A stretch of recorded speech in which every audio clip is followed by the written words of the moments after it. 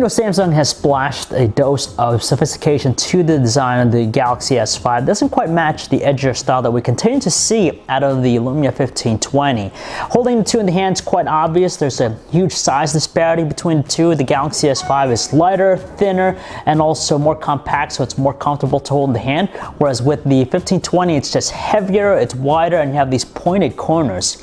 Looking at displays, they're very crisp and detailed just because you get 1080p resolution with both. The only difference here is just the display technologies and the sizes. You get a larger panel with the Lumia 1520. But we find the Galaxy S5's display to be a little bit more attractive just because of those iridescent colors it produces and the cool air view functionality you get out of it.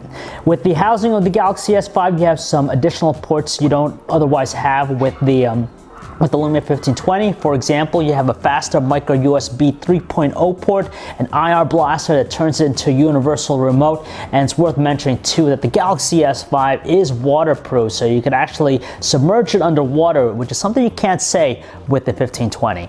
It's that age-old question of which is the superior platform between the two. Now, in this comparison with the Lumia 1520, we're going to be using Windows Phone 8 with the GDR3 update, just because Windows Phone 8.1 is not yet officially out with it.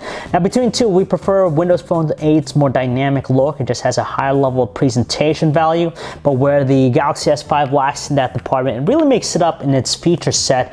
It just has a more enhanced experience. Particularly, you find it in things like the multi-windows feature, where you have true multitasking, and the other stuff like the air view functionality and even the air gestures. Just a really diverse set right there. Now, for basic things such as the organization apps, checking out the calendar, or even surfing the web with the respective browsers, you're not going to notice a whole lot of difference between two. Their performance are nice and fast, but with the Galaxy S5, it benefits from having a newer chipset, the Qualcomm Snapdragon 801 processor versus the 801 in the Lumia 1520. Don't get us wrong, they're both able to handle 3D gaming and most stuff with no issues at all, but we just have a little bit more snappiness with the Galaxy S5. Now, Lumia 1520 benefits over other Windows Phone with its Nokia branded applications, but doesn't quite encompass the balanced set of features you get out of the Android experience with the Galaxy S5. So with the Galaxy S5 and Android, you just have a deeper, enhanced experience out of it. But if you want to experiment, you can't go wrong with Windows Phone 8 either.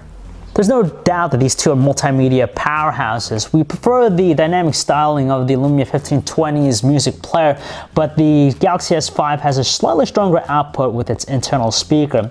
When we're watching videos, it's actually personal preference. Some people will like the larger display of the Lumia 1520, while others will be attracted to the iridescent glow of the Samsung Galaxy S5's AMOLED display. It's also worth noting that you have that cool multitasking element in play with the Galaxy S5 as well. Now, as we take a look at their camera applications, the UI, you have more fun shooting modes available with the Galaxy S5, but the Lumia 1520 has that camera-like layout where we have control of different manual settings. When it comes to shooting photos though, these two are superb in that regard. You have that 16 megapixel camera with the Galaxy S5 in comparison to the slightly larger 20 megapixel pure view camera of the Lumia 1520. Now, we know the Lumia 1520 has been a fantastic device in taking photos, but the Galaxy S5 proves its worth too.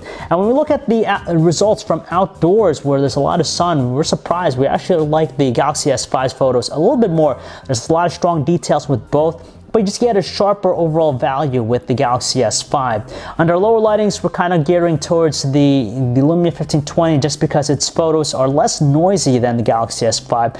But when it comes to shooting 1080p videos, unfortunately, you get underwhelming results with the Lumia 1520, and you just get, again, a balanced set with the Samsung Galaxy S5, so we prefer it more. It's worth mentioning that the Galaxy S5 also has an enhanced multimedia experience just because it benefits from having an IR blaster that turns into universal remote, and you also have video out functionality as well with it.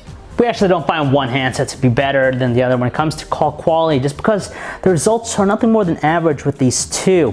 When it comes to battery life though, the Galaxy S5 continues to amaze us just because for its smaller capacity, it actually edges out its rival. And again, that could be attributed to the smaller size display, the battery optimizations found with the software, and of course the newer chipset that's in tow with it.